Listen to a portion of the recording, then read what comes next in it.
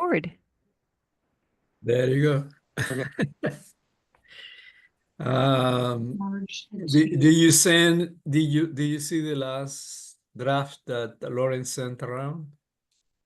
I saw something last night, but as I wrote you all, I was traveling. I didn't have a chance to look at it.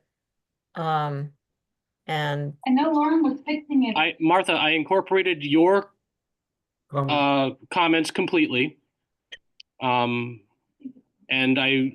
in terms of Chuck's comments, there was one that I could not locate. I wasn't sure what he was addressing. So that's, and I kind of adapted another one of his other comments. so I guess the question is to Chuck. And then the other thing is that I realized we probably shouldn't have the text of Kate de la Garza's message in the minutes. I think it's enough to just say that Martha had written her and heard back. My thing about that is that you actually read it out. And there is an accompanying recording. The recording will be made public as well. You know, that's fine. I just would like to have that deleted. I think, I don't know that we need verbatim minutes. So, and this is the kind of discussion we can do next month. And if we want to take time to look at the zoning. And if we have We'll leave the minutes as draft until next month. yeah, I appreciate that. Okay, I guess we can do that. And that gives opportunity for people to take a closer look. But yeah, if the minutes don't need to be verbatim, but we do have recording of every meeting. So and I assume that is public, right? So we can eliminate something that we have read. So Leo, the minutes are the official minutes of this meeting. Yeah. The raw footage is more supplemental. Right. That is not required by law. But the minutes are the official minutes of this meeting. I guess we can decide in our next conversation what we really want to have. Yeah, it's now. The minutes reflect of our conversations and so forth. And so we have a much more sort of standard way of looking at them rather than looking at very detailed kind of stuff. Leo, the standard is all of the other boards. The same standards apply to the town board and ag, DR.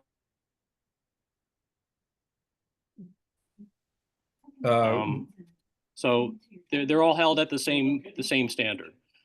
Okay.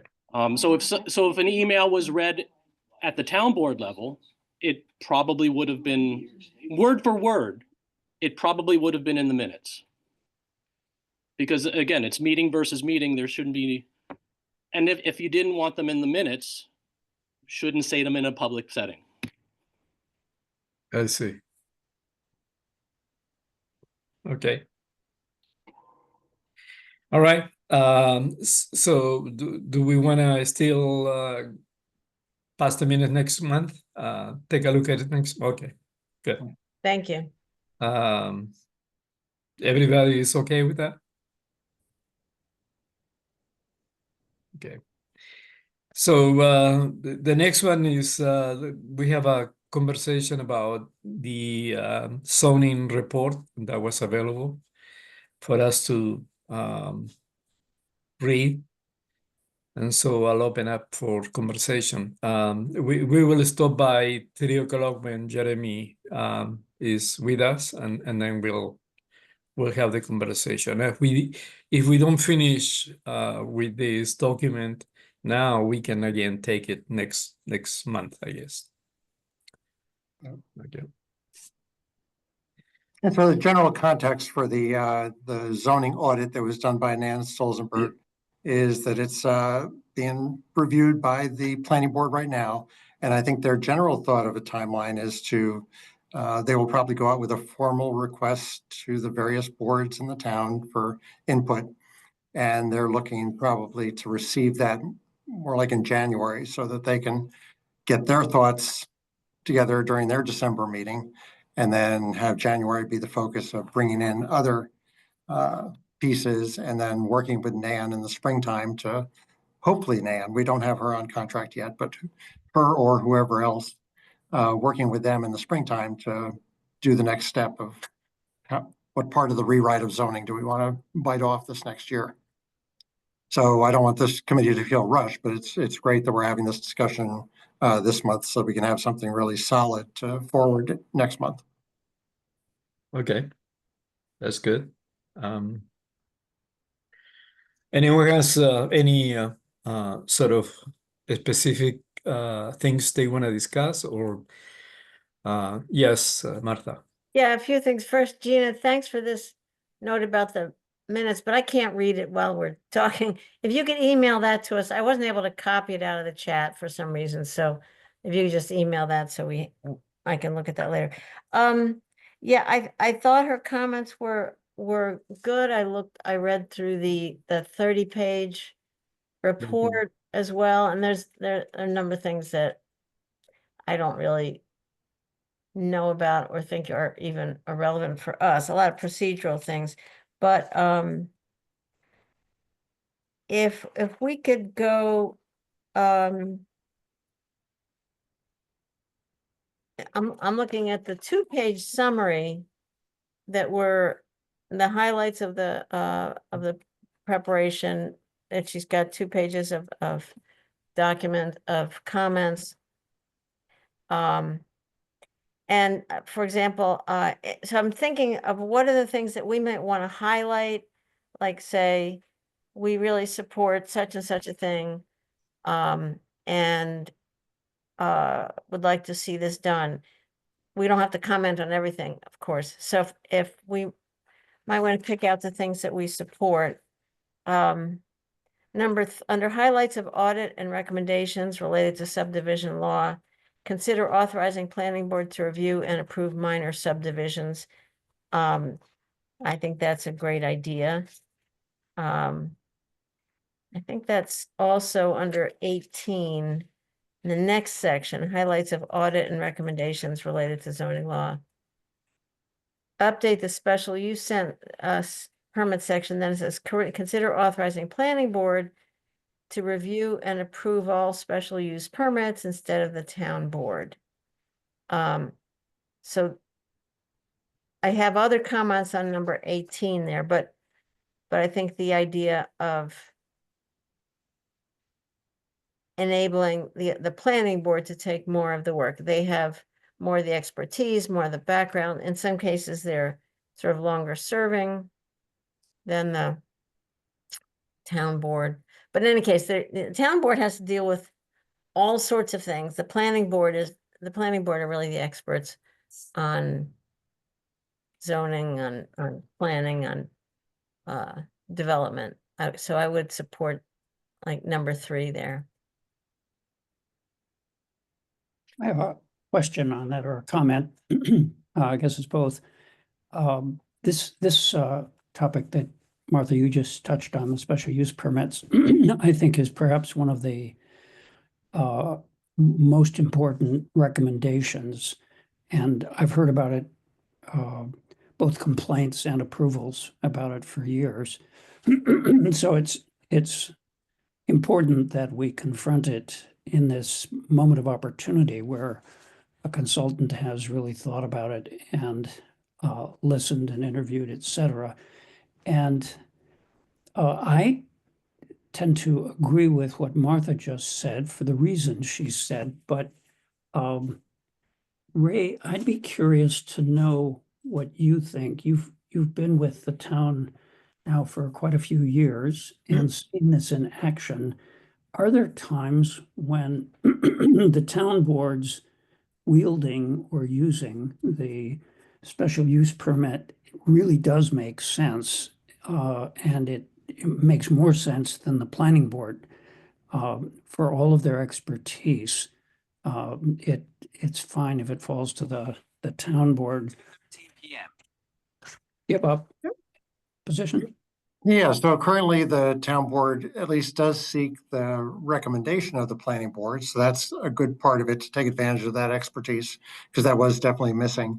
The way I look at it is there's just a few cases, not even maybe one case a year, where in a special use permit, there is some negotiating going on with the applicant, and they're going back and forth about how to adapt the application to fit the neighborhood better. The town board is perfectly positioned to do that. The argument often is that the planning board basically would not have that discretion, and would basically be having to follow a rule book in evaluating the application. So that's the distinction that I would say is the argument for keeping SUPs at the town board, but it's a very infrequent scenario. Mhm. So it would be interesting to explore a way of crafting the allowable uses chart and whatever conditioning language there is surrounding that, to allow for the town board to get that, once a year elevation. Mhm. Um, Does the town board consult you regarding SUPs? Your office? Yeah, the process, the application gets a planning department memo, which basically we are then offering our analysis of the application and expressing an opinion in many cases. And what about the planning board? Do they consult you? They would similarly do that. We just don't do as much. I don't do the prefacing memo for the planning board as often as I would. I do it all 100% of the time for town board, only occasionally for planning board. But you're part of their conversations in Yes. depth about these things, so you're there in the meeting, in the conversation. Correct. Yep. So the difference is you sort of put it on record to the town board by writing a memo. Yeah. Okay. Could there be, what if the permits go to the planning board, and if the applicant wants to appeal or further negotiate, they can bump it up to the planning board at the applicant's discretion? You mean bumping it up to the town board? Town board. Yeah, that's what I meant. Okay. Yeah, that would seem to be a potential way of dealing with this, getting the majority of them dealt with at the planning board level, but having that some kind of elevation process. It might also be good for the planning board to have the discretion to elevate, as well as the applicant. Mhm. Do you ever see that be done that way? I'm not familiar enough with other jurisdictions' laws to know. Yeah, that's why Nan is so valuable on this. She sees so many other, there's probably 36 other communities in upstate New York that she's dealt with. So that's the breadth of knowledge that we're pulling in here. Okay, so if we suggest like support Nan's comment, but then suggest and I don't know if it sounds too formal to say, but an appeal process either by the planning board or by the applicant if they'd like consideration by the town board. Yeah, I would describe it as an elevation process, because you Okay. mentioned appeal and then the ZBA is going to get, Yeah. Okay. they All want right. to be the appeal body. Oh, Yeah. I see. Okay. All right. Got it.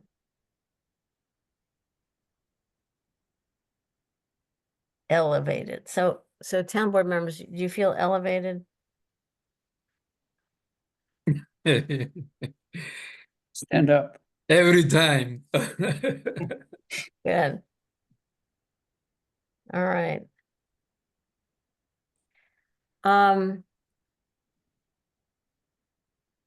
then on number 6, under her highlights, it says update submission requirements to provide all existing environmental conditions, the New York State Ag Data Statement, and other information.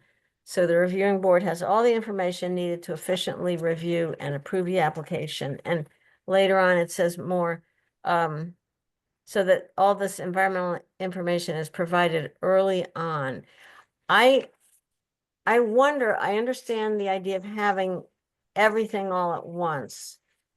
However, I'm wondering if that could actually be a barrier for an applicant if they have to do a whole environmental review and do a lot of additional work before they have any indication from the planning board that their application is going to be favorable. Or is that going to be a barrier to the on the applicant side to getting their project started in the process?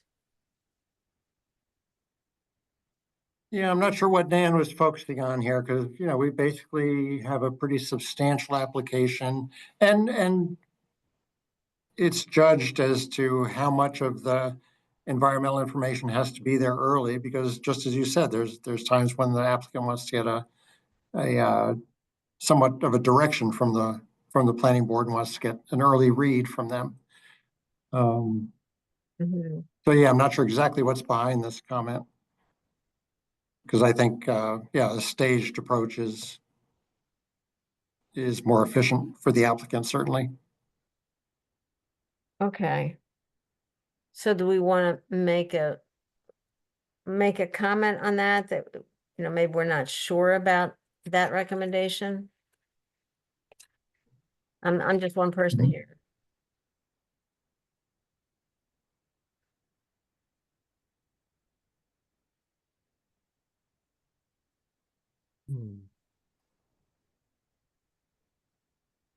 Ray, do you see, so you see sometime it is helpful for the applicant, even if it's less efficient for the board? Because what she's talking about, it says, so that the board can be more efficient in doing their review. I can sort of see it both ways. Yeah, I mean, if I think it's going to be a one and done application review, I would certainly try and get as much as I can from the applicant.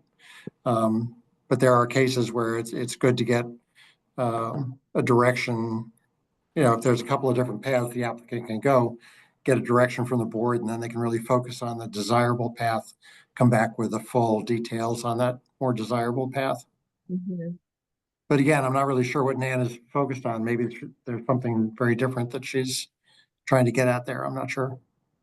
Well, you just say that we have a substantial application process. So will that somewhat include sufficient information for the board to make suggestions or suggest direction and so forth to the applicant?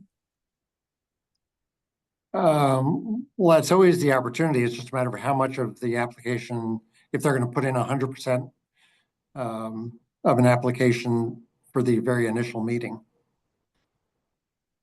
So sometimes I try and do just an introduction of the project before even an application comes complete, so that the applicant can get this kind of feedback. But sometimes we're dealing with, a substantial application before we get that first touch at the board. And what she seems to be recommending is that they have all the documents done at Upfront. the first step. Mhm. Because there is only one meeting a month for available, so it means that if there will be an additional month for them to present all the documentation they need in order to get recommendations, right? So Mhm. the efficient part will be here, just simply compressing the time, right? So from the outset, that's what I read it, the way they read it. Yeah, But then if their Yeah. 100% application isn't the desired direction from the planning board, they're still going to go back and prepare it, round 2. Right, and I worry that, I mean, let's see, if she says update submission so that all needed environmental information is provided early on, all required procedures be in the local law, that's a different issue. So I mean, an applicant can provide the full environmental materials, right? I mean, Yep. right up front, okay.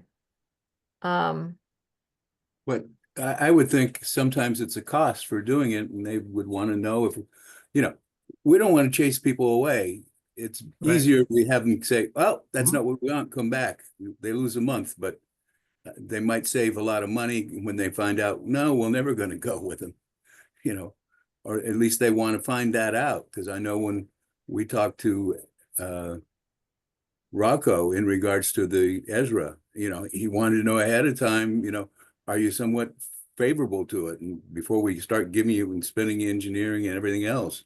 Mhm. And that wasn't a guarantee that we're going to go with what they wanted, but yeah, we wanted growth. And I think that, I read these things, that one of the things that should be done in New York State is make it easier for people to apply and go after businesses that, I keep reading that. And here, I think we're pretty open, pretty easy. But I don't want to make us tough. It's like if they're completely ready, fine, nobody's going to turn it down, as Ray said. But if they're in the preliminary and they want to know, is it possible, sort of, I don't think they have to have everything. Yeah.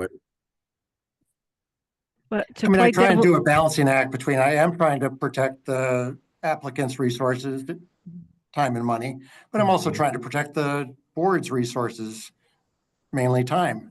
And so I want to be respectful of both sides because it's equally valid that all the resources that our volunteer boards put into these projects. Right. but there are times, Ray, when we have to pull information out of people and we spend a whole lot of time telling them it's not complete, it's not complete, it's not complete. Please redo Mhm. it, please resubmit it, please get this done. And Mhm. also if they don't know right up front, like this is not feasible environmentally, that's something they should know immediately. Like the wetlands project, like they should have known, okay, this is not, don't even go ahead with this. It's not going to work. So Mhm. there is that to say for having something complete when it's submitted. Yep. Very true.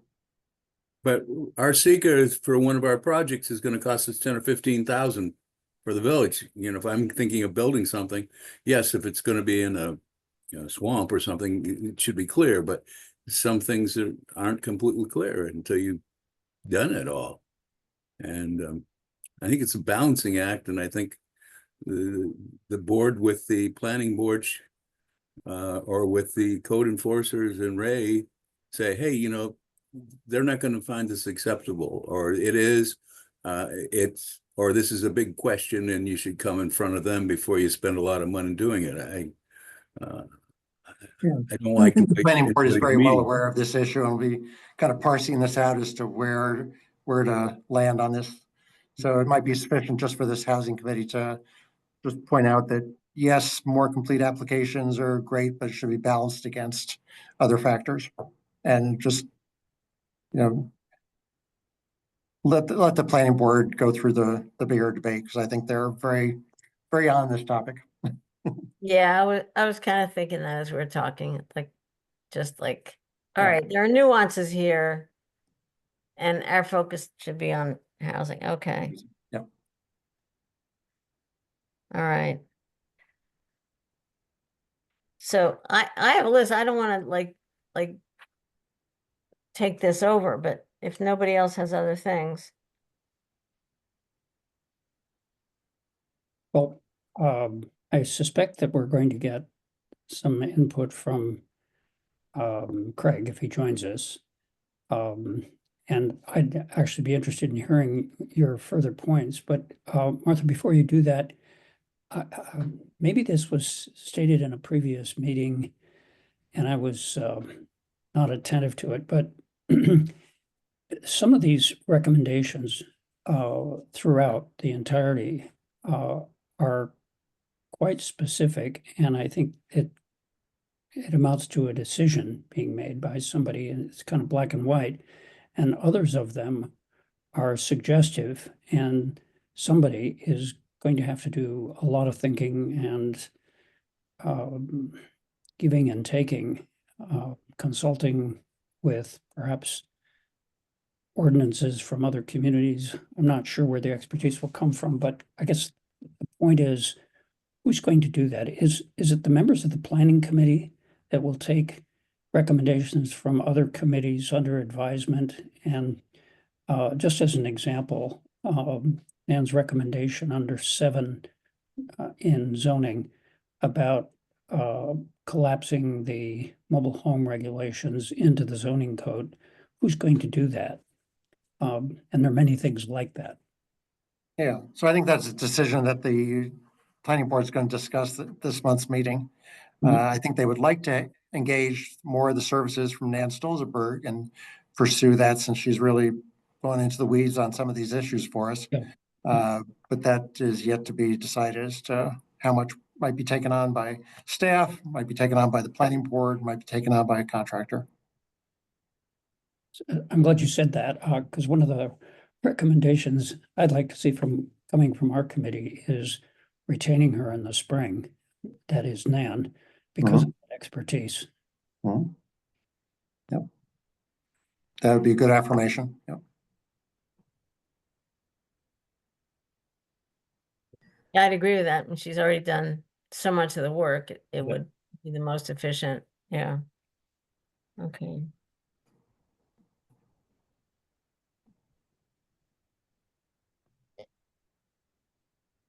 In some cases, it almost seems like she's already got it rewritten. Like, yeah.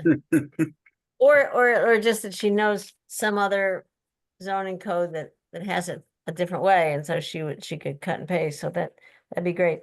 All right, if I could, if then I could go back through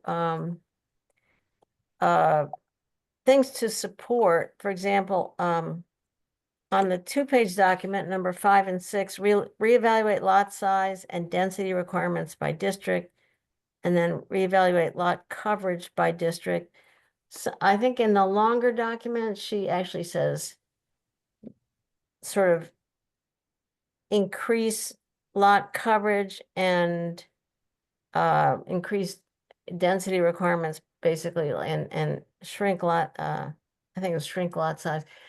I think both of these I would agree with to make denser development more possible. And I'm trying, it's funny, in the longer document, I'm trying to match these up to the longer document. I'm not finding it.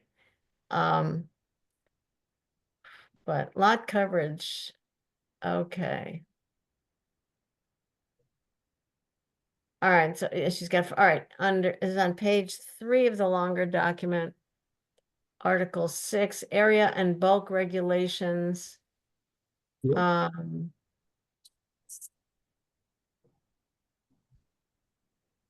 You know, reconsider road frontage requirements, and making those more consistent. And Well, small, she says they're too large. that they're too large, right? And especially where she's saying, for example, you have 2 buildings here that were built 100 years ago and they're close to the road. And now the current setback is much larger, so it just doesn't allow you to have a consistent road frontage. So we certainly would agree with that. Certainly would agree. Lot coverage can be an important tool to protect open spaces and rural character. But in villages, hamlets, and higher density nodes, lot coverage should either be eliminated or allowed to be much higher. So certainly would agree with that. I mean, maybe we can make an overall statement that she's got a lot of suggestions that would allow increased density and more efficient use of land, and that we would wholly support those. And in fact, to articulate density as a goal, I'm not sure that's really done. On page 7 of the longer document, why isn't it switching?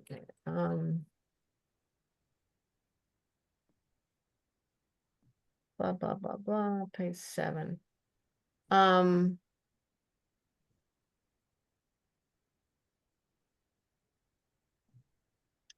I'm not finding it. Number 5, there it is. The top of page 7. Parks, open spaces, and natural features. This section is bare bones and in my opinion doesn't convey the importance of agriculture, open spaces, or the many important environmental features in Dryden. I recommend that this be further expanded. And it sort of sounds like it's prioritizing environmental benefits over, say, residential development. I mean, I guess I would, you know, she says that subsection says that the planning board shall, wherever possible, encourage the preservation of all natural features which will enhance residential development. I do not believe that this statement is fully consistent with a comprehensive plan and community goals to protect those features, not just to enhance residential development, but for the environment. All right, it's hard to do this verbally. I guess I would like to see, I guess, a real purpose statement saying that a big part of this rezoning is to support additional housing development.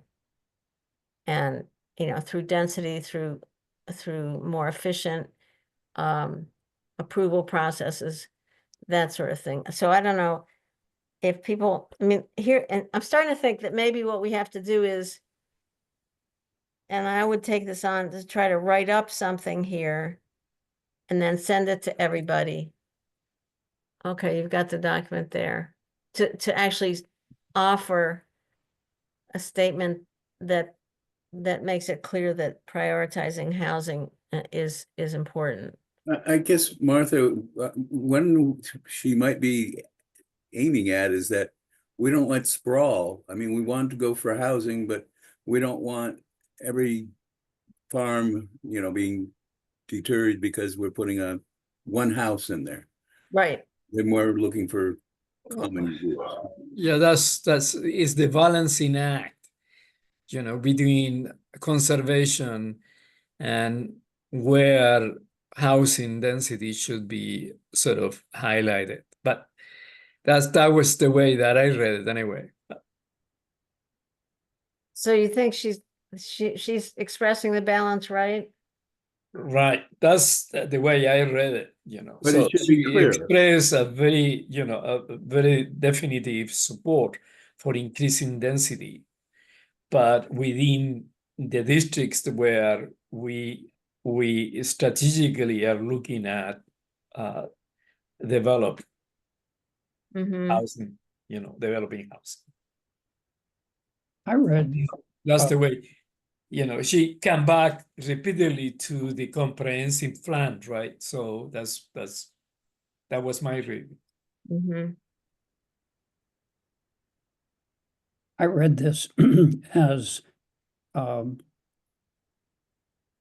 underscoring the importance of the nodal areas, which stands out prominently in the Right. Dryden 2045. And, you know, a lot of the points she makes seems to be, particularly with zoning and other land use tools, to densify in those areas and in some cases open up and expand nodal areas that are incubating right now, but not at the expense of just, as someone said a moment ago, sprawling into our open spaces and protected areas. That's not what she wants. But yeah, go for it within the areas that are designated more residential, commercial, nodal. And it seems like even in those areas, as things currently stand, they are often low density, which Right. is affecting affordable housing and other things negatively. Right.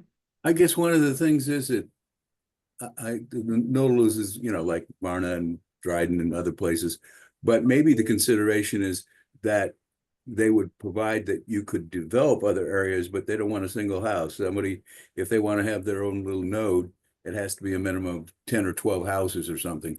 So it's not one farm has one on their piece of property, the next one half a mile away.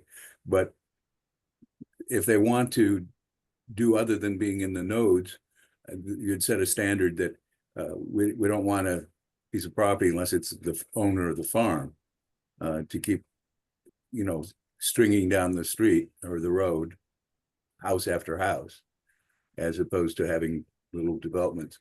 It's like going up to from Freeville up to McLean. You're going along, and then there's one place where there's about 10 or 20 houses in a thing, and then it's farmland again, as opposed to when you're getting there, you got a house here, a house there, and everything else, and making things not as open. So, I mean, if she's shooting for something like that, then that would be maybe something to put in there, that looking for not to spread everything, and it's all possible to create a new, but it has to have a minimum of something or other. Yeah, is this, Ray, was this where, or Gina, like, she was talking about the conservation zones? Where she was talking about that kind of, that kind of subdivision.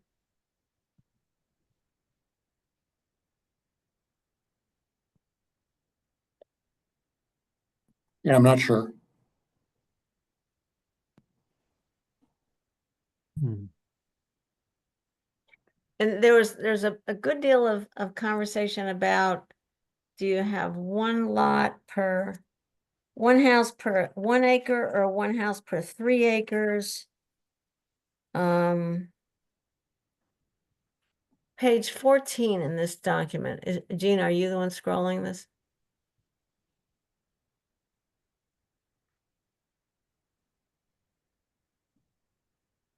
And by the way, and she refers to the comprehensive plan's land use map. I swear those colors, at least on my screen, I can't interpret the colors. The colors in the key don't match the colors on the map. So I find that extremely hard to use. Page 14. Page 14, let's see, okay, yeah, there you go. F is dwellings per acre. A 2 dwelling per acre density, especially when it's spread out over many minor subdivisions, will not likely result in either rural character, farmland, or preserved environmental conditions. This is that interesting paragraph, right? So relook at the density to be lower. So if it's 10 acres a lot, it's not overbuilding, and then you maintain open space. Hmm.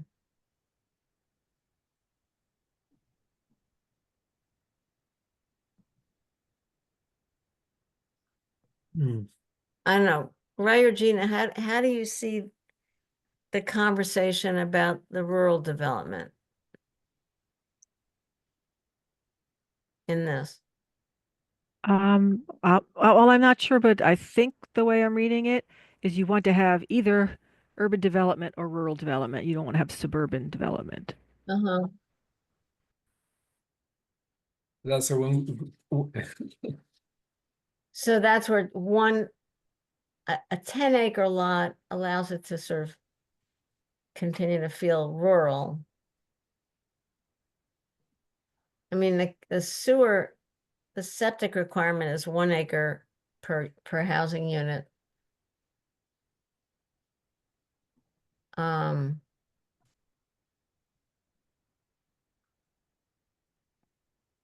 In the NR and C districts, zoning doesn't offer a separate density. So I assume the number of dwelling units falls back to the 1 acre minimum lot size. Concern is that 1 acre in those areas could result in simply cutting up all those areas into 1 acre lots. Doesn't conserve the features those districts are to protect. Have a lower density. So she said minimum lot 1 acre for septic services, but really to have a 1 per 3 acres. I think she's supporting the conservation subdivision concept, but just applying the, if you had a 30-acre lot, you could only put 10 dwellings there rather than 30. So I think she's just promoting a lower density for conservation area. I assume she wouldn't say that for the neighborhood residential because that's the most dense district we have.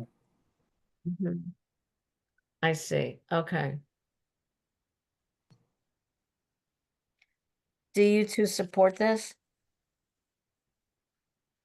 I don't see cases where we've lost conservation and open space. So I don't have the same level of concern that she's trying to raise here. Could you maybe extend or expand what you mean by that, Ray? Well, I think, the conservation district,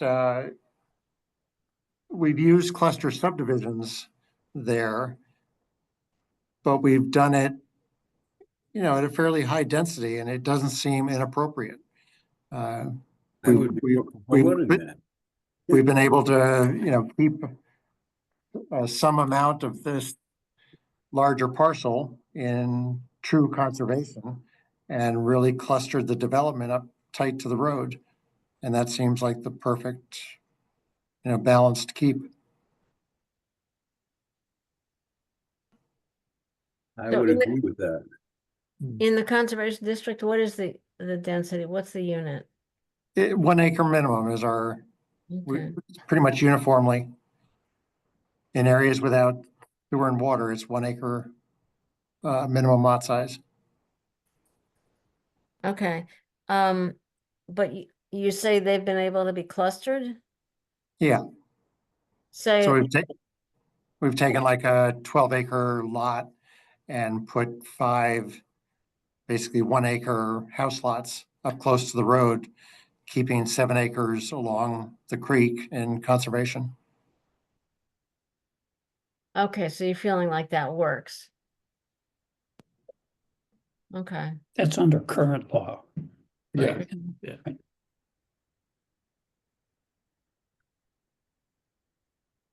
And currently, can you offer bonuses to a developer doing what the example you just gave to perhaps put more units on those 5 acres to protect more acreage, densification within the cluster zoning? No, we don't have any bonuses set up at this point. I mean, the bonus to the developer is the lower infrastructure costs and all the driveway and other service lines are all Mhm, closer to the road. mhm. Mhm.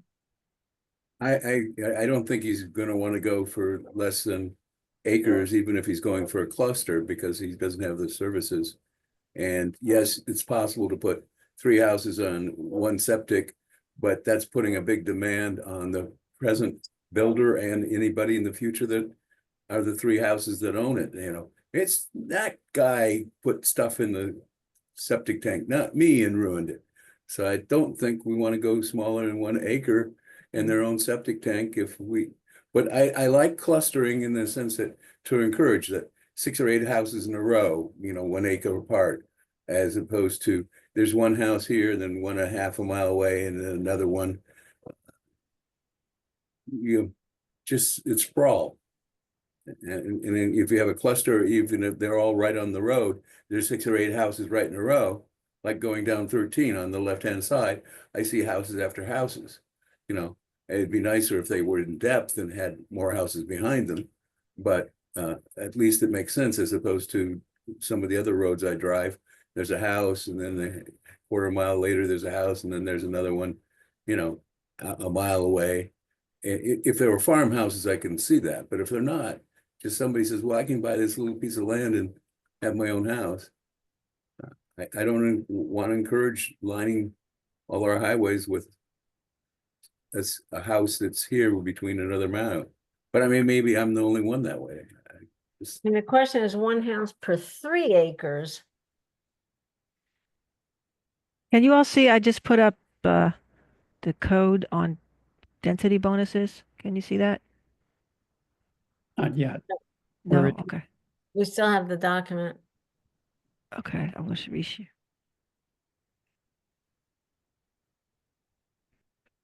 I mean, the trouble with 1 dwelling per 3 acres is that we get a lot less housing. And it's not public land, it's still private land. It's not like a park that the public can use. I don't Can see you, any can you make benefit. it bigger, Gina? Yeah, I'll work on that. Give me a minute. But I don't see any advantage of having 1 house per 3 acres. I mean, that's taking up more space, more Yeah. farmland, more everything else. I think that's counter to what we Thank want. you. And makes those homes more expensive too. Yeah, Yep. I'd rather have them 1 acre and try to go after that. They have to be clustered, you know, they can't be just one every other mile. That if I'm a developer, I have to build, you know, 6 or 5 houses in an area, as opposed to building one here and then half a mile away.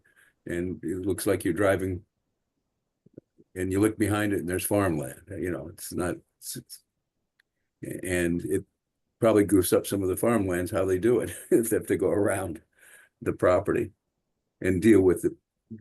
They're concerned about, well, the farmer's doing this and just right behind my property and he's raising dirt or dust or he's, you know, all sorts of things. Does anyone have any idea how big this bonus is? Is it substantial or just minor?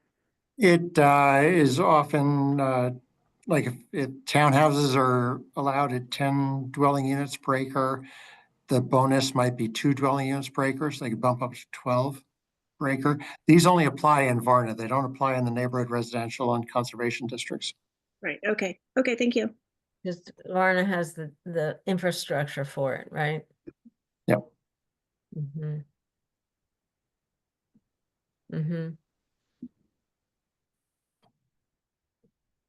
Well, and she also has a call out in the bigger document. Use of density bonuses are a great way to promote the kind of development desired in the town.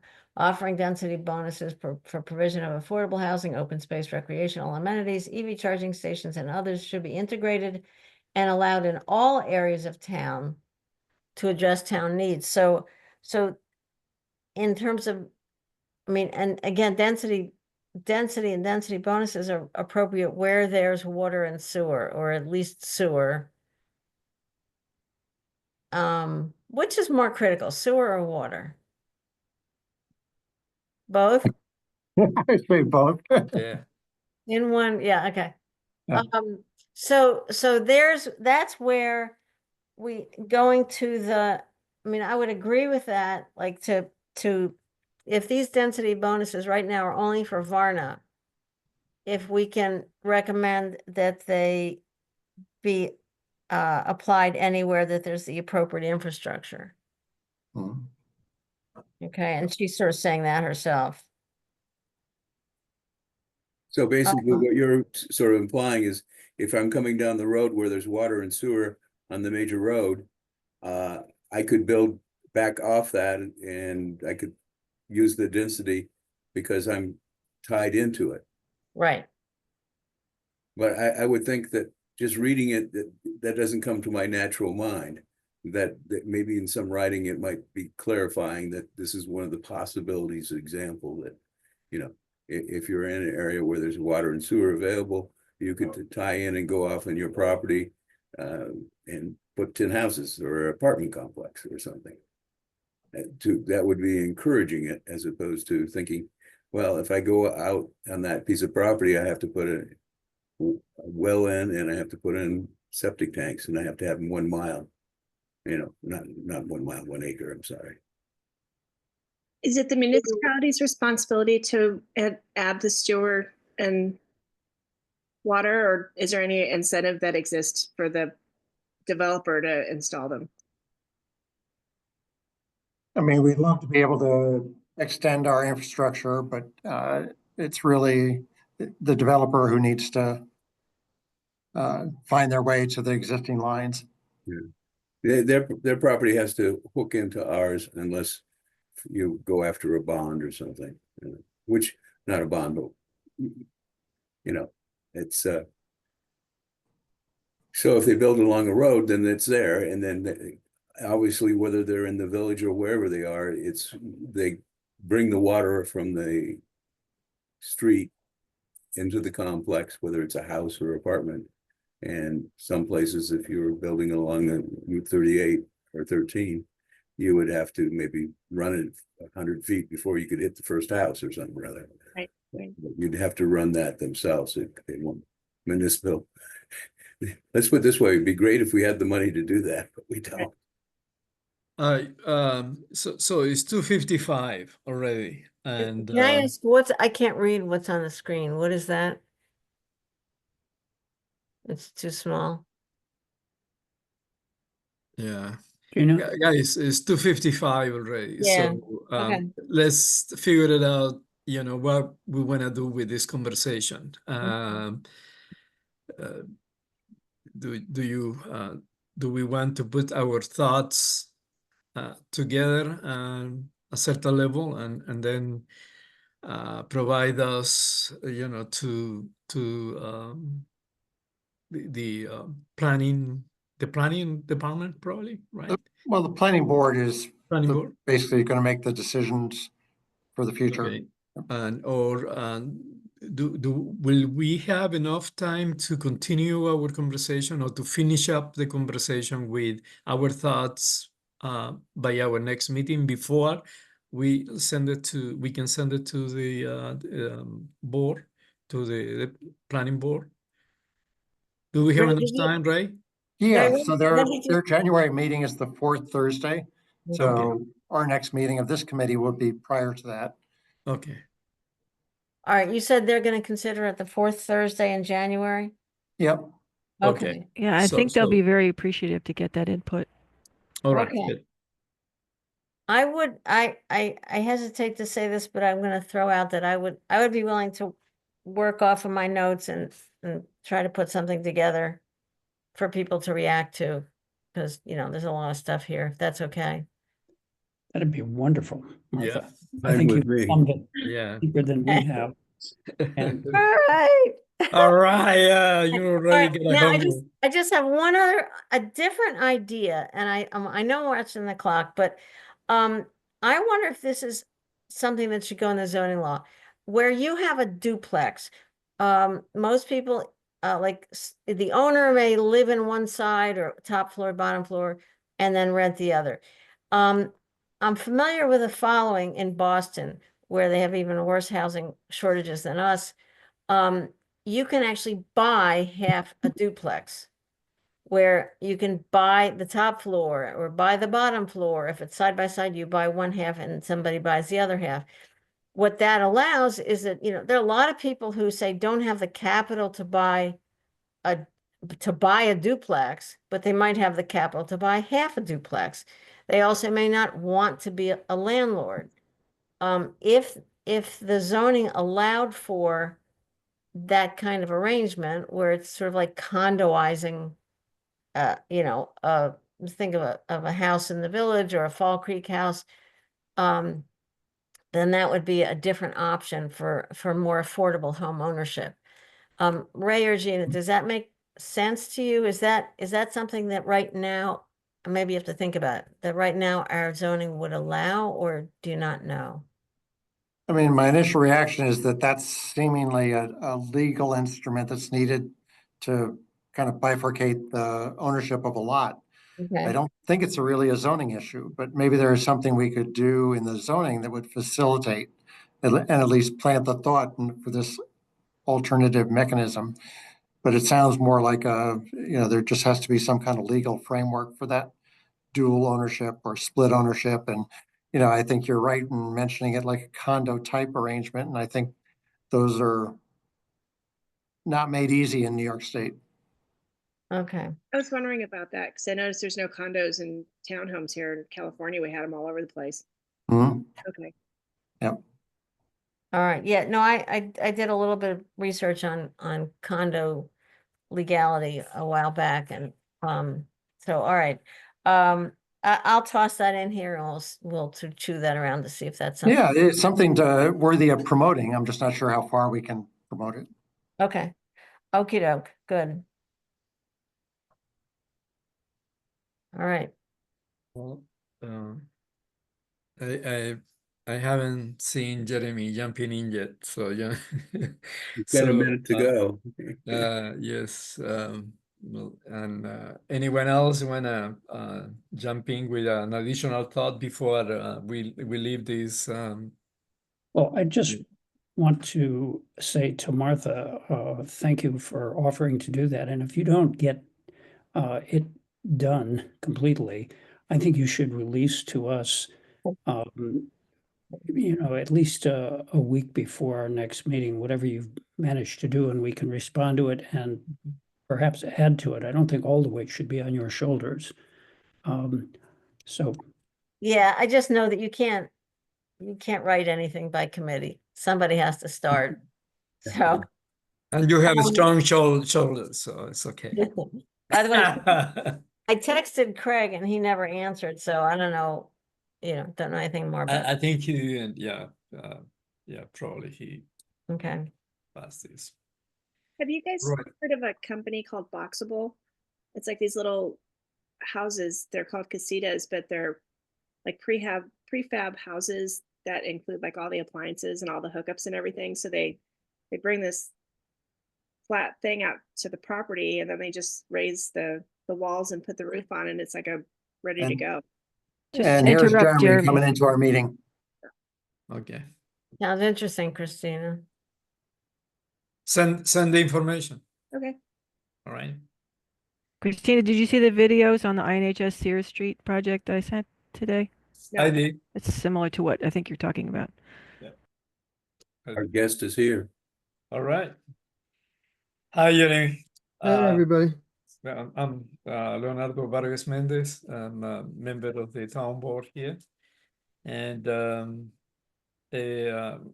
why don't we start just by introducing ourselves? So we have the housing committee and do that, and then we can start the conversation right away. Sounds great. I'll You want me go. to start? I know Yeah. Jeremy from I guess probably from the Community Housing Development Fund. And Jeremy, are you still on the fund, on the oversight? Okay, Yeah, that's long service, Jeremy. Thank you very much. Hi, Jeremy, Ray Berger, the planning director for the town of Dryden. hi, Ray. yes. Yeah, I know we've met. Yeah. Yep. Good to I'll see you. pass to Christina. Hi, Christina. Oh, Christina. I thought you said Gina. Sorry. Hi, Christina sorry. Davis. I'm on the Dryden Town Board. Okay. Gina. I'm Gina Cassidy. I'm town planner for the town of Dryden. I'm in the Sure. black square, Mike Murphy, Mayor of Village of Dryden. And I'm Chuck Geisler, the last one to jump on. Jeremy, thanks very much for taking the time to be with us today. It's appreciated. Yeah, of course. Thank you. Happy to be here. Yeah, All right because- then. So we have a lot to talk about. So and we only have half an hour. So let's start the conversation. Anyone who wanna jump in, has particular,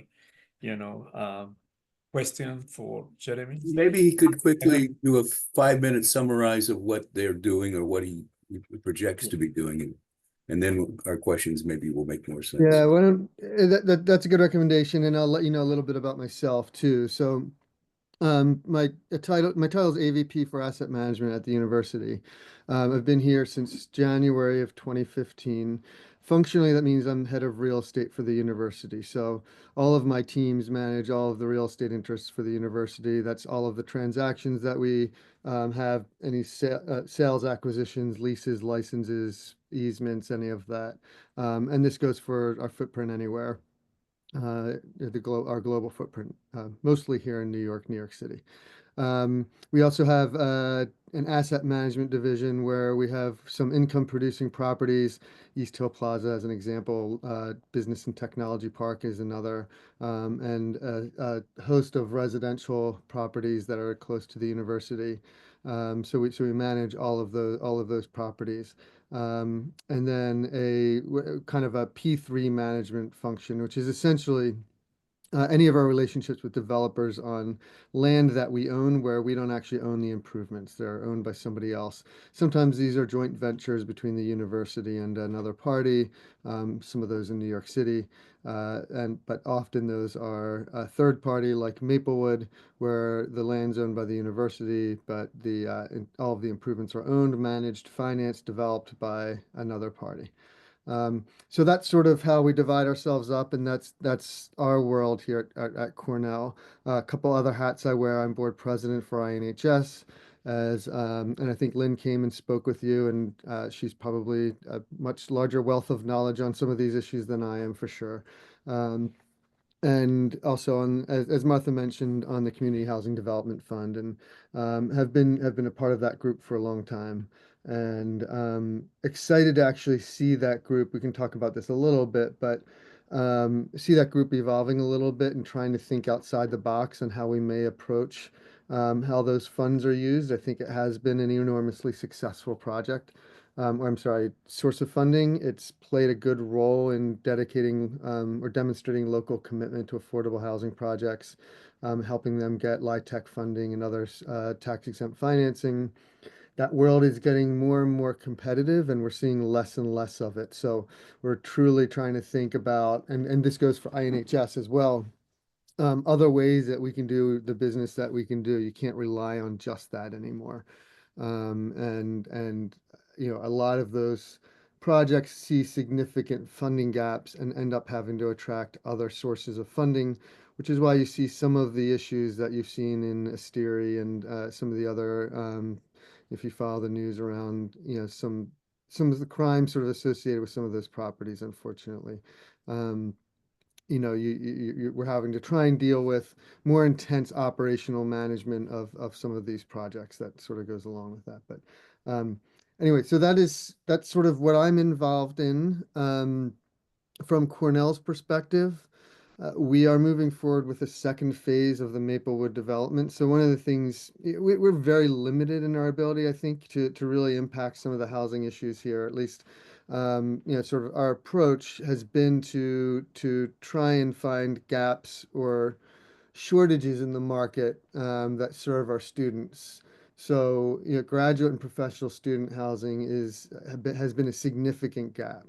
Our latest market analysis shows that we're probably around 2,000 beds short for our graduate and professional students. That doesn't mean that they're living in their cars or not coming. It just means that they're living farther and farther away. And for a graduate student that's participating in research or wants to be part of the campus community, driving more than 10 or 15 minutes is not ideal. So we've tried to find solutions that are close to the university, and we've really settled into that East Hill area as being the best area of focus. So Maplewood 1 is 872 beds. It's all graduate and professional students. There is an ability to turn to other populations if they were ever unable to fill it with graduate and professional students, but that's never been the case. It is intentionally kept under market. So the rents there are lower than the students can find in comparable properties within Ithaca. And it's been enormously successful. So it fills up by April of every year with a waiting list of around 100 to 150 people that would like to live there. So second phase is now in front of the town of Ithaca. We're hoping to get a seeker determination on, I forget the exact date, I think it might be December 17th. And we'll then proceed through site plan approval, looking to do 800 additional beds. These will all be, if you're familiar with Maplewood One, it's sort of a mix of townhome and apartment style buildings and properties. This is really focused on apartments. We're trying to maximize the density here. It's just a bit of a smaller site. The topography is a little more challenging, but there are fewer neighbors. So we're really trying to maximize the density there, and there'll be, so we're proposing all apartment buildings and 800 additional beds on about half the acreage. Hoping that'll be successful. We're looking to make sure that that mixes well between the two sites that would be managed by the same firm. And we think it'll be very successful again, if we can get that approved and built. And we do hope to get that out of the ground by May of next year is our target. It would open in 2027, maybe a phased opening where you're opening part of the site in 27 and part of it in 2028. That sort of depends on how quickly we get through approvals. So, Excuse me, Jeremy, so try to start construction in 2025? yes. And then some of the other things that we have been sort of focused on or working on is some of our excess lands. So we own some land by the Business and Technology Park that was held for a very long time with the idea of expanding or potentially expanding the Business and Technology Park. We've made the strategic decision to kind of double down and keep improving the Business and Technology Park, but not by expanding footprint. We did sell a portion of land that went to Conifer, and they did their East Point development, their rental project there. And then we have two parcels on the other side of 13, one right behind the swim club in Arleo. This is in the village of Lansing. That's under an agreement of sale to a developer that's intending to build single family rental housing, which is actually there's a big gap for this in this market, and I think is something worth seriously considering and exploring and enabling. This is great for families who maybe are new to the market or in an environment like this just can't afford a home, but want a single family home and would rent a single family home. There are very few places other than going on Craigslist and other places and trying to find, existing housing stock. There are very few communities that provide that. I guess the subtext here is the trend here is that we're trying to sell some of these excess lands to developers that will increase and add housing to the market. There is another parcel just north of that, kind of around and near BOCES that we have under agreement of sale with an affording housing developer that wants to do a mix of affordable and market rate housing as well. Both of those projects have been a little bit challenged, so I just real quick update on those, Martha. It's just been the capital markets are tough. If you've probably noticed, a lot of projects in Ithaca have stalled. We're hoping with lowering interest rates and hopefully not tariffs that skyrocket them back up again, that trend will continue and start to unlock both equity and debt financing that can move some of these projects along. So you're saying both of those parcels, you have a developer and you're working on the contract. That's fantastic news. Well, and those are selling, Martha. Those aren't ground lease projects. We're looking to actually sell that land. To sell the land. The one near BOCES, would that also be single family or townhouses or what? Theirs is a mix. I think they wanted to do some home ownership, and then an affordable rental part of it. So somebody besides INHS then? Yes, yeah, it's a for-profit affordable housing developer, and both of those have hit some roadblocks around infrastructure. They're working that out, and I think they will. This sort of gets into sewer capacity running through Cayuga Heights and Village of Lansing. So some issues there, and that hasn't made things easy, but I think they'll get through those hurdles. That's great news on both of those. And any idea of how many units? I don't remember off the top of my head. We actually did have to go in and rezone the one by Arleo.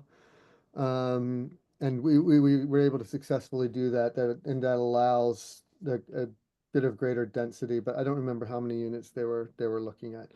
We're kind of hoping that we've held on with them for quite some time as they've tried to find some equity partners, and they are finally seeing some traction. So we're going to give them a little more time. But if things don't proceed with them, I'm pretty sure we could find another buyer that could move forward a project there.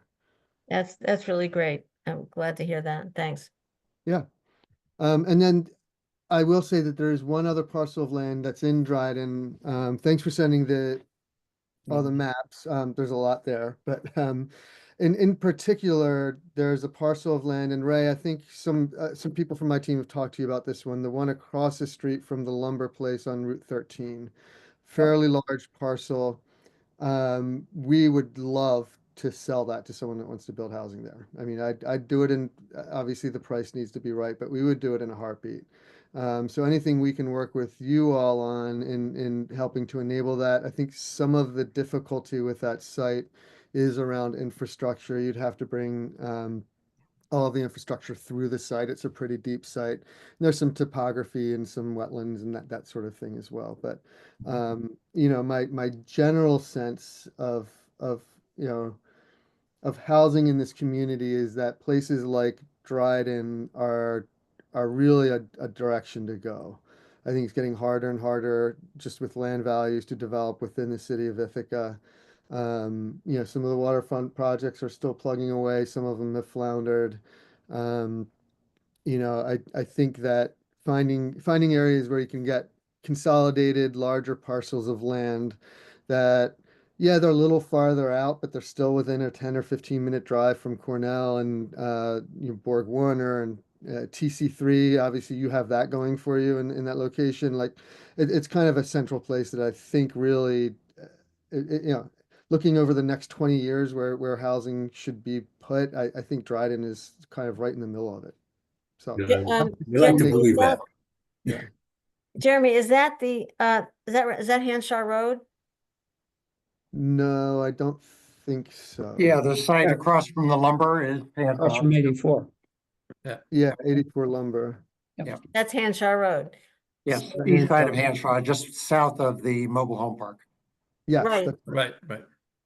And we've actually been talking about that ourselves. And Ray, where does the infrastructure improvement stand with the mobile home park? Because these are connected, Jeremy. So Right, so they abandoned that effort, but they are still under a consent order from DEC, so I think they will have to re-engage. okay. You want me to share the map with that location? Yep. Thank you.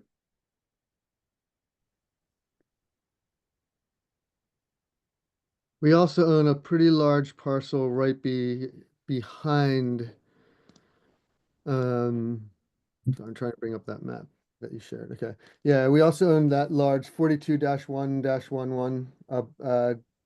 Oh, maybe I'm wrong there. Yeah, that's right. The one behind the lumber yard is also one that we own. Okay. Yep, that right there. Right there. But that's within the College of Agriculture, and they're exploring potentially some production agricultural kinds of partnerships there, which would actually be very interesting. So the west side of Hanshaw Road, probably not for sale, but the east side is. Yeah, we would absolutely, if we could find someone that was willing to buy and develop that.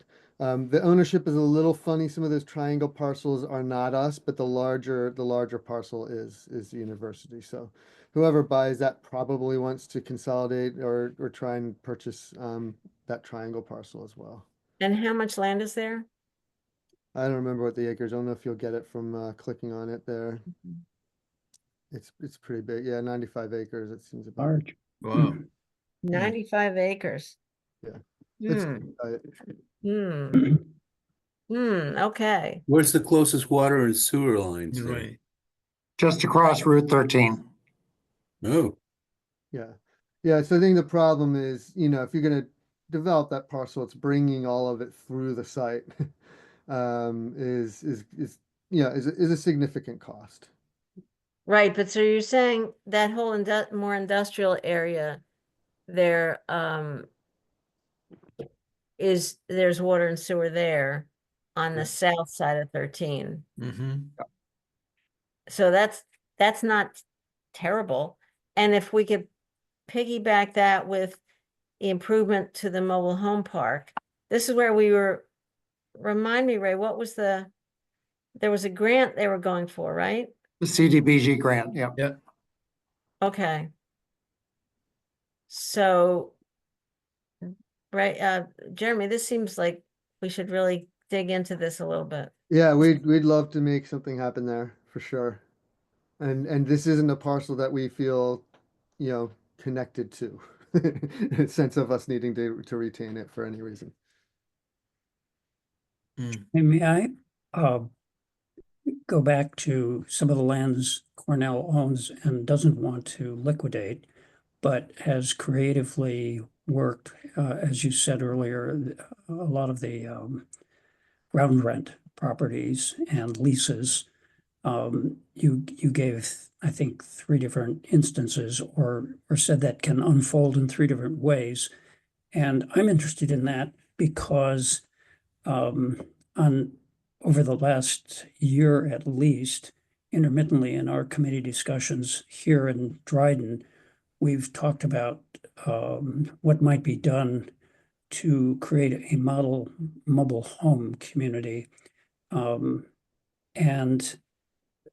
I think that discussion takes us to land that Cornell might consider treating like it has treated residential properties in Cayuga Heights, for instance, or along Turkey Hill and elsewhere.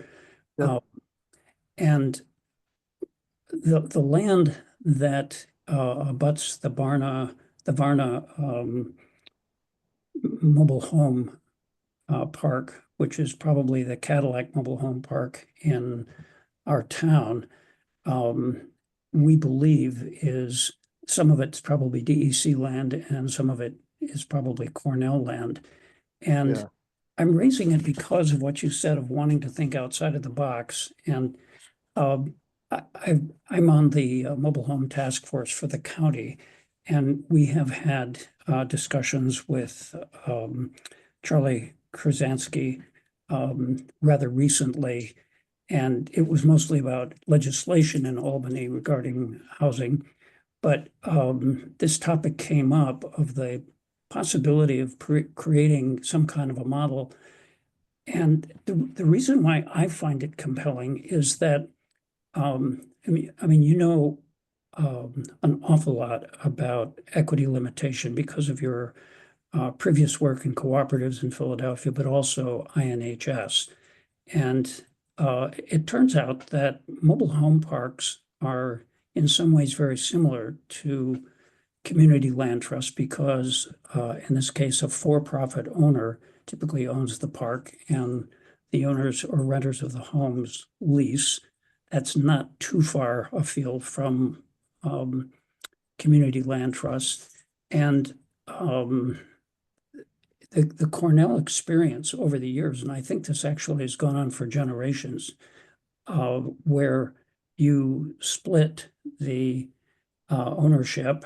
It's kind of shared ownership. You own the land and people have these long-term leases and do very well by that. And I don't know what happens to the improvements, but my point is that the concept of a community land trust, which is a major builder now in the direction of affordable housing, which is why I'm raising it, is becoming very commonplace and something that is not shocking to Cornell, to mobile home parks, for the reasons I said, and certainly not to INHS.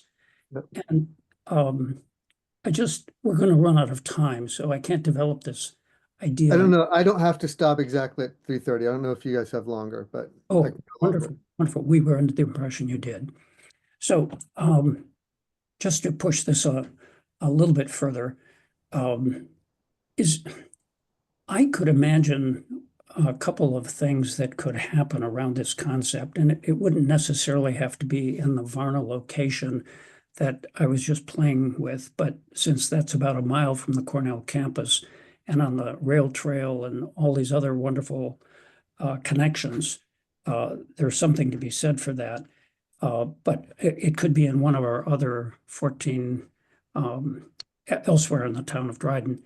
And I could imagine a task force of planners and people who are skilled in land use planning on the Cornell faculty and possibly from some of the local units of government that are pertinent here, thinking this through more in depth to actually create a model whereby, let's say Cornell were to allow this to occur on 10 to 20 acres with, say, 40 units. And whether they're modular homes or mobile homes is not of great concern to me, other than the fact that mobile homes in some ways are very comfortable with this bifurcated tenure model that we're talking about and with which you're very familiar. And that would be one thing that would be an interesting step forward. And I think there are plenty of people at Cornell. In fact, the guru of community land trust for the entire United States is a graduate of Cornell. And there are several other people who have promoted them in Washington State and Colorado and elsewhere who are Cornell graduates and planners. So we have expertise on and off campus. I think because of the housing trust fund that we talked about earlier, there's definite interest in the county and in the towns and with the university, and Dryden, as you know, is a junior partner now in the trust, in creating something that works for affordable housing. Most of the public solutions to affordable housing end up leading to gentrification or are out of sight and mind, way over the hill off in the valley someplace in poor communication, poor transportation areas, what have you. And I think we can do so much better. And especially if we thought about, correct me if I'm wrong, but I've read that Cornell has 18,000 employees. And those employees, if you subtracted out the faculty, I've probably been in every mobile home in the town of Dryden, and I'm surprised at the number of Cornell employees who are low-income folks and who are paying 30 to 50%, sometimes more, of their housing expenses to survive in this town, and therefore they go to other counties. They move over the horizon. Mm-hmm. There's just compelling reasons why Cornell could benefit, have happier employees, and we could have affordable housing using these models that don't allow profit to be privatized in the first owner, but roll over to the subsequent owners through generations. So, Chuck, are you suggesting, and we're looking at the map of sort of Upper Varna, this is Hillside Acres is there, and there's land wrapped around it, I think, as Jeremy even mentioned earlier, that on top of the hill. Yep. And Jeremy, you and I talked about this land some years ago. Is that all still in agricultural research? Is that anything that might be available? I'll have to look into that. I mean, I think, well, first of all, I think this mobile home park is going to go up for sale. Have you heard that? No. In fact, I've heard just the opposite from the owner. Oh, really? The owner reached, maybe I'm getting my parks mixed up, but I thought I think he reached out and thought maybe that they are looking at it, but Hillside Acres. Yeah, maybe it's a different one. But it sounds like you know these inside and out, so I'll defer to you on that. But so maybe just stepping away from specific parcels, because Chuck, there's a lot to unwrap in what you just said there, and sort of a lot. I think a lot of good trends or thoughts and things that we can explore. One, so I'll hit quickly on housing for Cornell employees, faculty, and that would include faculty with that group. It does. And that's sort of an ongoing conversation internally. We don't have specific programs for faculty and staff housing right now, and it's coming up a little bit more and more for all the reasons that you guys even have a committee. That along with childcare there are a couple of things like that that just end up being barriers of entry when you're trying to attract a workforce, especially when you're asking them to come to someplace like Ithaca, which is quite a bit more remote than the other places where our peers are, right? So I think it's starting to bubble up as an issue, but we haven't sort of coalesced with a specific solution for it yet. The idea of ground leasing, community land trust, and I know you know INHS very well, I'm sure. Those are about control, and they're about affordability in a sense that you don't have to have someone purchase land, they can just purchase improvements, and therefore that can be a little bit less expensive. The control is really kind of critical, at least from Cornell's perspective. This is it's about places where we may want or need to grow. We're taking a 100, 200 year outlook here and saying, if the university needs to grow, we get really hemmed in. These are the areas that we would potentially be able to do that, right? And so most of these agreements have some sort of a way for us to get the land back if we were need to. If yeah, at some point in the future, obviously with notice and not immediately or right away.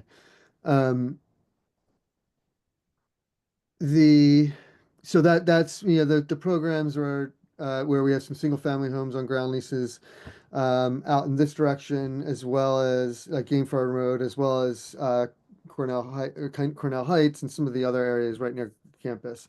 That's sort of the intent of those, and those run smoothly. Someone wants to buy the house, they ask us for sell the house. We release. We don't say we want to buy it back now. They sell it to somebody else, and it's a little bit hard to wrap your head around the ground lease situation, but you end up figuring it out. But for sort of a larger parcel where we're really trying to tackle this, maybe create something like a new mobile home. The other thing I'll just note is that those that seek high returns from real estate are very, very interested in mobile home parks, and extract great value from them, often at the harm of the current residents. So as much as we can do things to find other structures or other ways to manage them in a good way, and INHS is figuring this out in Trumansburg. And I think the team there has done a really good job of that, and they have a staff member who maybe you've met, Ben, whose job is to look at these. And I think there's a real kind of vision, opportunity, an example. It doesn't have to be INHS; it could be anybody on running this as a community, trying to get rid of some of the stigma, saying this is actually a place you can successfully live, and it'll be a great community and a way to do it affordably. You could structure this in a number of different ways. The ground lease could actually be with the manager of the park, with individual subleases on the pads to people that then own the mobile homes. They could go to all rental.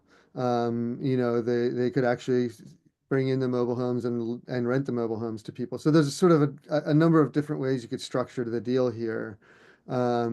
Or you could do something different. It could just be, I heard Sears Street being mentioned. It could be some prefab kind of homes that are sort of brought in and trying to drive costs down in that way. But I think there's a number of different ways to explore that. If it's a parcel that the university owns, and it's in that sort of long-term perspective where we don't have a current use. There's not some sort of research. There's a lot of land. You look at that and you're like, Cornell's not doing anything with that, and really they are, because there's like potatoes there, and they go and they look at them once a year.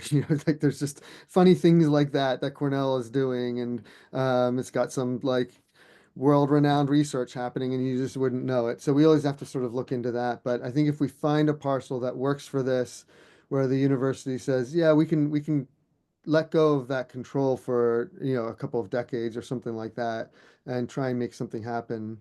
I think we're more than willing to explore that. The one thing I do want to be careful of is, when we do that, I do want to be careful, because you don't want to end up in a situation where, like I said, we do that because the university may need to grow.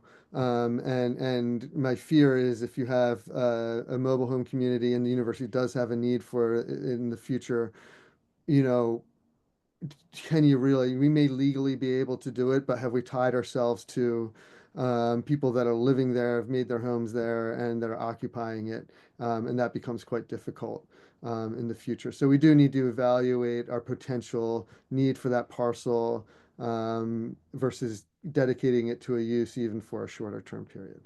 I guess the question is there, do you have some land that's farther out, which you would never, but is close to major roads or where there is services? Yeah, that's possible. And my question will always be, you know, is that a parcel we'd rather sell, or is that something that we do need to retain control of for some reason or other? But that's something we can certainly explore. And you know, what might actually be helpful here is knowing all the work that you've done, you know, Ray and Gina with your sort of planners hats on and understanding of the infrastructure and sort of development opportunities here. You know, what parcels do we own that you are looking at and saying, you know what, that would be really great for something to happen. And then we can work together on it. Jeremy, how long are the leases on your residential properties in Cuga Heights and Turkey Hill, et cetera? Are they 30 years or 99? They're a mix of, I believe, 50 to 99-year leases. They always have to be longer than 30 because then they can't, people can't get a mortgage. Yeah, sure. So yeah, they need to exceed 30 years, but they are a mix of 50 to 99 years. We are leaning and moving toward, as we have new ones or we renegotiate them, making them 99 years because it's just it's a little bit easier and it's treated a little bit more like fee simple if you have a 99-year ground. Yeah. Yeah. So isn't that a potential control for the take back opportunity? I mean, if eyes wide open, people buy the improvements and dwell on it, knowing that, I mean, this is like Salamanca, New York, isn't it? People realize that there's going to be a day of reconsideration and There, yeah. Yeah, I mean that's absolutely right. And we can do that, I believe, on 7 years notice. So we're not bound to that 99 years, and we'd have to buy them back at fair market value. So, you know, the lender would be repaid and people will get the fair market value of their home. You know, I will sort of note the other nice thing, and this is the community land trust model more about these models, is that you can control escalation in housing cost if they're rental properties or they're for sale properties. That's how, you know, obviously how INHS uses that community land trust and saying it can only appreciate 2% a year. You know, I think you got to get that number right, and you know, I know some people believe 2% is too low, and but you know, it is a way to maintain affordability is another, I think, key function of some of these structures. I'm glad you underlined that. And I would also, you probably know this, but increasingly our town is working with INHS on a variety of different projects. So we're really getting some good teamwork and partnership going with them on several fronts, and it feels good. Yeah, that's good. Jeremy, this is great. I mean, offhand, I would say the land that you're looking at there around Varna, I mean, the town has expanded infrastructure in the last couple of years. Ray and Gina, I'm not sure how much additional capacity already exists, but you know, any of the lands that you have around Varna would be very attractive for any kind of model like this. I would also, and I know it's obviously not in the town of Dryden, but the whole East Hill Village model that got us, what, 12 years ago, that was proposed, and there was so much development of that whole, you know, around the plaza on both sides of Judd Falls Road and even up towards Game Farm. I know there's a lot of development of athletic fields in the Game Farm area, but there's still so much space around East Hill Plaza. Is that anything Is that just dead in the water or? Yeah, thanks for bringing that up, Martha. I'd actually intend to bring to talk about that. So I think our analysis of the plaza is that it is a critical retail center for your community, for Ellis Hollow, for everybody that wants to get gas and groceries and coffee, but not have to drive downtown, right? That's sort of how I look at it. So the idea of an enormous development there, as we had sort of been discussing, has not proceeded. It just hasn't, it wasn't economical. Some of the infrastructure costs and sort of the massive nature of that was just very challenged from an economic perspective. So what we did is we stepped back and said, all right, we're going to invest in the assets that we have there first. So the plaza needed a new roof. Oh, and then COVID happened. So the other thing that happened in that area is that somewhere around 500 Cornell employees stopped coming every day. And that's actually still kind of the case. There's a little bit more activity, but the support of Agava hasn't reopened, and some of the retailers there they've done pretty well. They've managed to do well. CTB's done well. The wine and liquor store is fine. The gym has actually been growing, so she's done really well, and PNC did okay. All sort of uses that people still utilize during a pandemic, except maybe the gym. But so they've all actually done quite well, and I think that's because of its location and the fact that there are pretty large communities out here that want something that's close. So anyway, we are investing in that center. We put a $4 million roof on it. We have a strategic plan to bring employees back. So we're not going 100% back to the office. The university doesn't have an official policy. It's sort of on a department by department level, but we are bringing people into East Hill Plaza and hope to, within 2 years from now, probably see 100 to 200 people there on a daily basis. Now, there might be different people on Monday than they are on Tuesday because we're doing sort of these hybrid models, but I think that actually will have a good impact.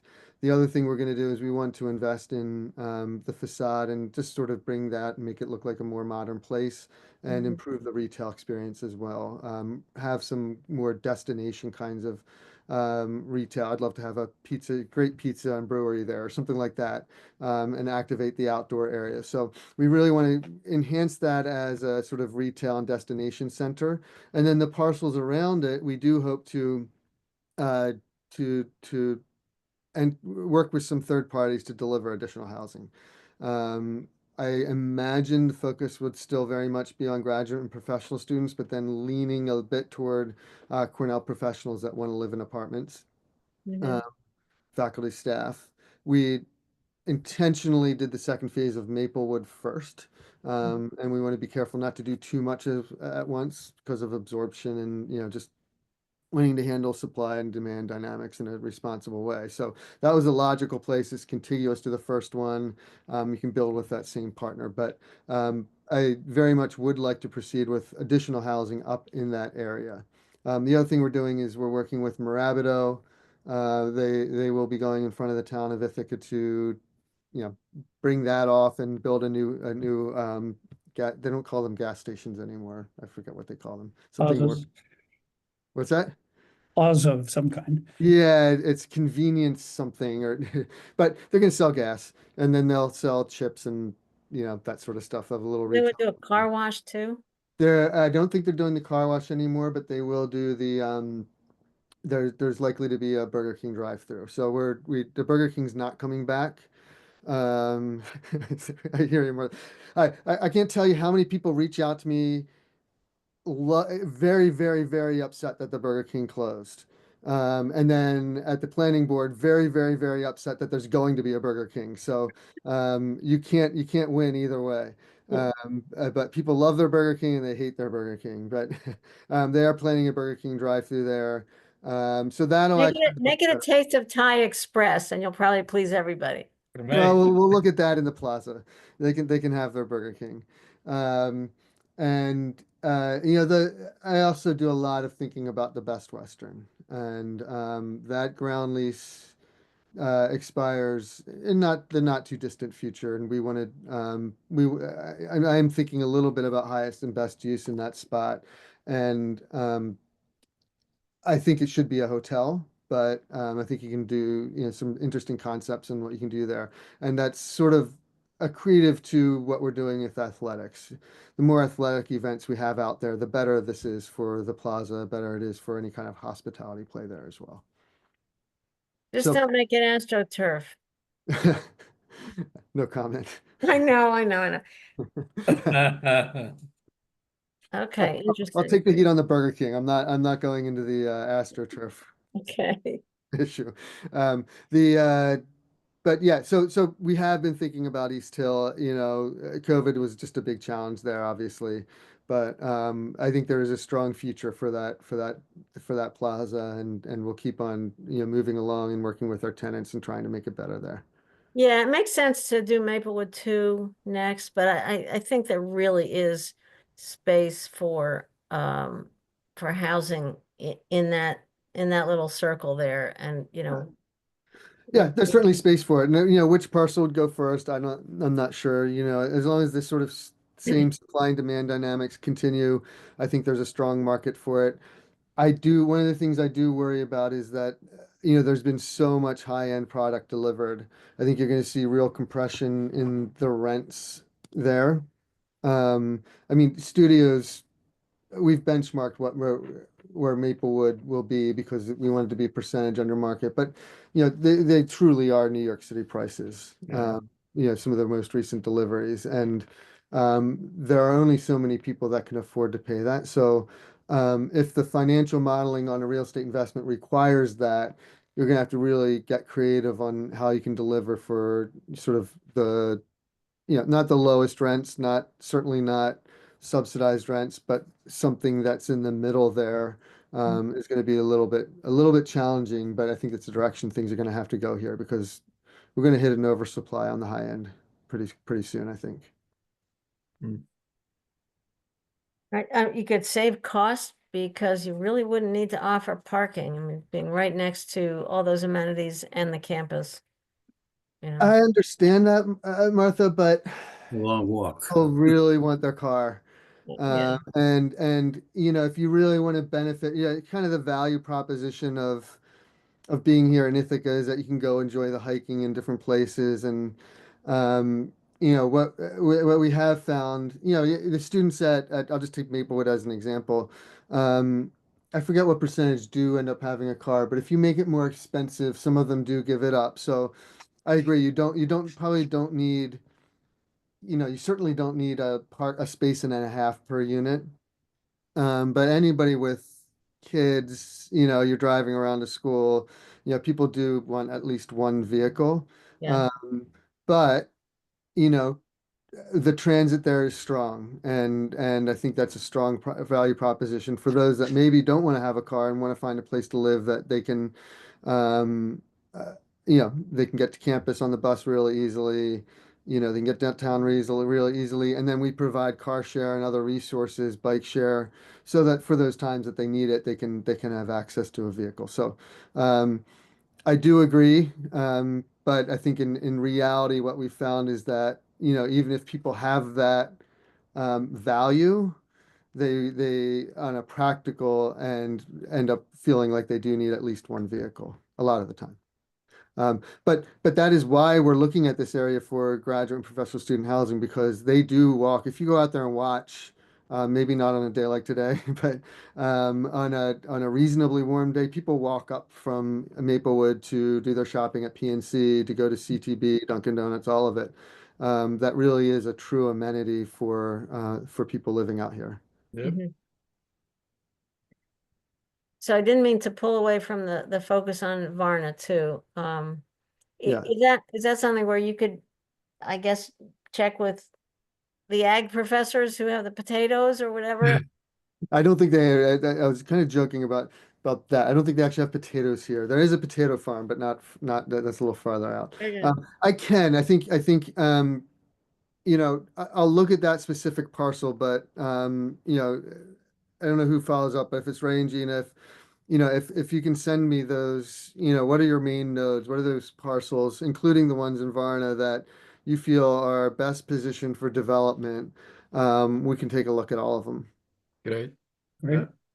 There's also the sort of the NYSEG corner. I mean, looking at the map that Gina put together, there's, you guys own a lot of land around, you know, the whole north-south corridor between the airport and I guess that's down to Ellis Hollow Road. And I know that, yeah, there we go.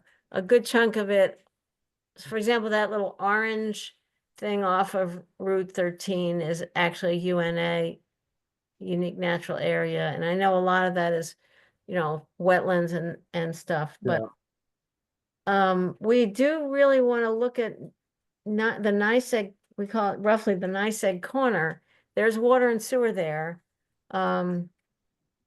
If any of your land is either adjacent or within the water and sewer area, those would be great areas to build up. You know, we've long thought that that whole area, and then farther to the east, I guess you don't own land that goes out 366 where it goes towards Freeville, but yeah, the whole NYSEG corner we've long thought has so much potential. Okay.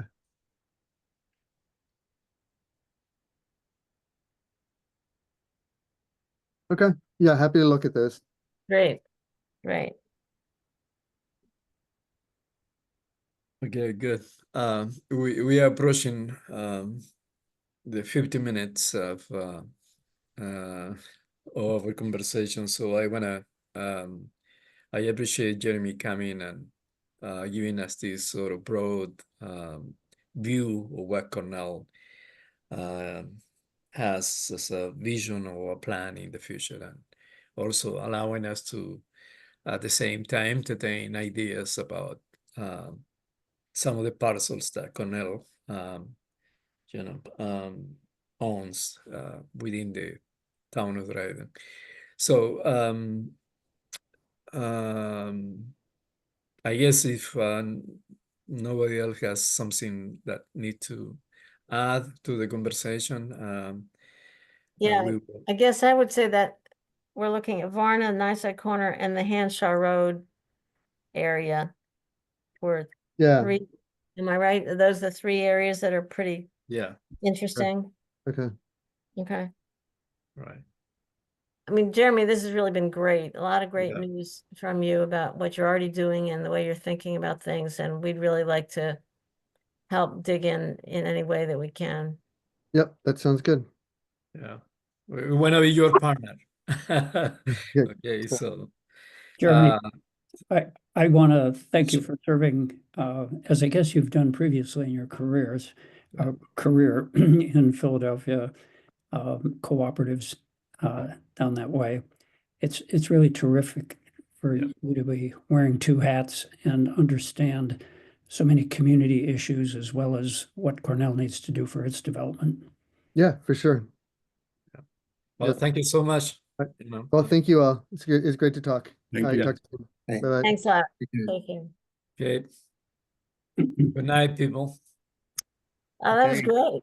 Well, see you tonight. Yeah, it was great. That was fantastic, actually. So thank you for being here. Ray and Gina, you got homework to do? Yeah. Yep. I will be in touch. I mean, that was actually more open to working on stuff than I expected. So, and I will mention, for example, the parcels in the Northeast, he mentioned behind the Ithaca Swim Club and the Arleo office. We'd been looking at those parcels for years with them, and they just didn't move. So it seems like they really are being more proactive and including on actually selling some land. So, which is probably really important to get developers interested. They don't want to be tenants of Cornell. So this is really sounds like really good progress. It's too bad they don't own more land around NYSEG, Martha. On the map that Gina put up, it's kind of a empty set there, but there's land elsewhere, lots of it. So Yes. Yeah, it's true. The stuff that they have doesn't look, Gina, am I right? Probably doesn't overlap much with water and sewer. They're adjacent to water and sewer, but Right. It's really in the Turkey Hill, Varna, and the Hanshaw Road that's yeah. really within reach.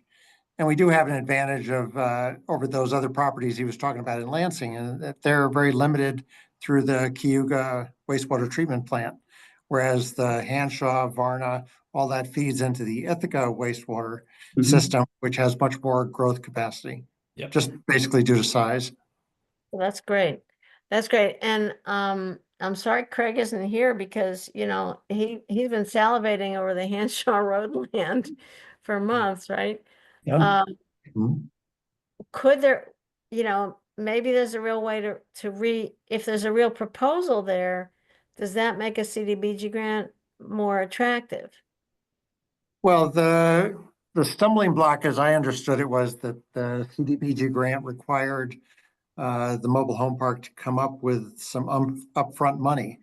And because the $1 million from CDBG is reimbursable, and that's where they balked at. So having a bigger pocket for a developer would certainly make that more feasible.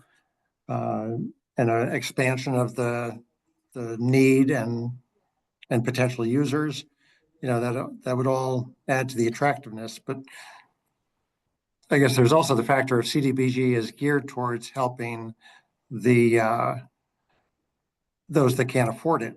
And so I'm not so sure Cornell entering in would help that application. Hmm. True, but maybe it makes it, you know, a state grant more attractive from the facilities side. I don't know. Okay. And we could certainly bifurcate it, and the line going directly to mobile home park could be the $1 million from CDBG, and the other lines internal to facilitate that whole 95 acres, that would be the Cornell Mhm. contribution of it. Mhm.